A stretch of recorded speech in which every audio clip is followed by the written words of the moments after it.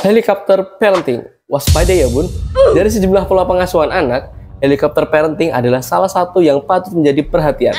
Apa itu helikopter parenting dan kenapa perlu diwaspadai? Mari kita bahas setelah pesan-pesan berikut ini.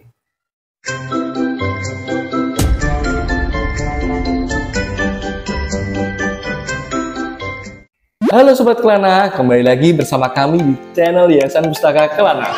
Salam kenal ya untuk yang baru saja menonton video kami. Nah, buat ayah bunda yang mungkin baru mampir ke channel Yayasan Pustaka Kelana, bisa langsung subscribe ya. Siapa tahu channel kita bisa menjadi referensi ayah dan bunda dalam mendidik anak. Tahu helikopter kan? Tuh yang di atas tuh.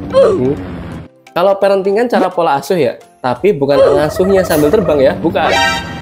Helikopter parenting artinya orang tua terlalu terlibat dalam kehidupan anaknya. Maksudnya gimana kak? Maksudnya gimana kak? Maksudnya adalah keterlibatan orang tua dalam kehidupan anak yang melebihi batas usia anak. Sebagai contoh, anak saat balita harus selalu dipantau perilakunya karena untuk memastikan keselamatannya. Namun, seiring bertambah usianya, orang tua harus perlahan-lahan memberikan anak kebebasan dan tanggung jawab lebih besar. Dengan kata lain, helikopter parenting adalah gaya pengasuhan anak yang hyperprotektif, sehingga orang tua selalu berupaya terlibat dalam banyak aspek kehidupan anak. Umumnya, pola pengasuhan ini dilandasi kekhawatiran dan ketakutan berlebih orang tua terhadap sang buah hati. Secara alami, orang tua tentu ingin melindungi anak dari segala ancaman.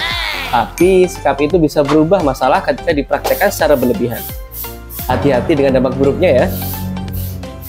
Nah, para psikolog meyakini hampir semua orang tua pasti pernah melakukan praktik helikopter parenting ini. Anak yang mendapat pola asuh helikopter cenderung kurang berkembang.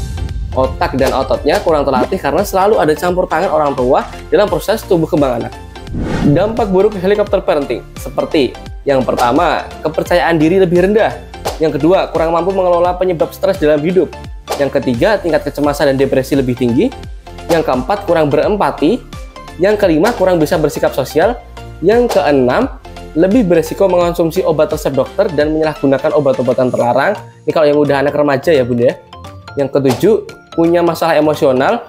Yang kedelapan, lebih mudah merasa frustasi. Yang kesembilan, selalu menuntut keinginannya terpenuhi. Lalu bagaimana solusi untuk helikopter parenting hal ini kak? Mesti ditekankan dulu bahwa semua orang tua pasti memiliki gaya parentingnya sendiri-sendiri yang dianggap mereka cocok. Sementara orang tua lain berpendapat sebaliknya dan merasa pola lain yang mereka praktikkan lebih efektif. Bahkan jika gaya pengasuhan itu adalah helikopter parenting. Nah, jadi nggak sadar ya bunda. Tidak bisa dipungkiri bila antara ayah dan bunda punya perbedaan pendapat mengenai gaya parenting yang efektif.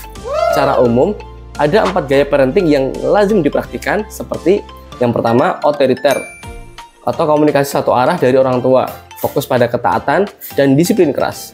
Yang kedua, otoritatif, suportif, dan komunikatif. Yang ketiga, permisif, maklum pada sikap anak, tidak memaksakan aturan. Yang keempat, acuh tak acuh. Nah ini yang kurang baik ya bunda.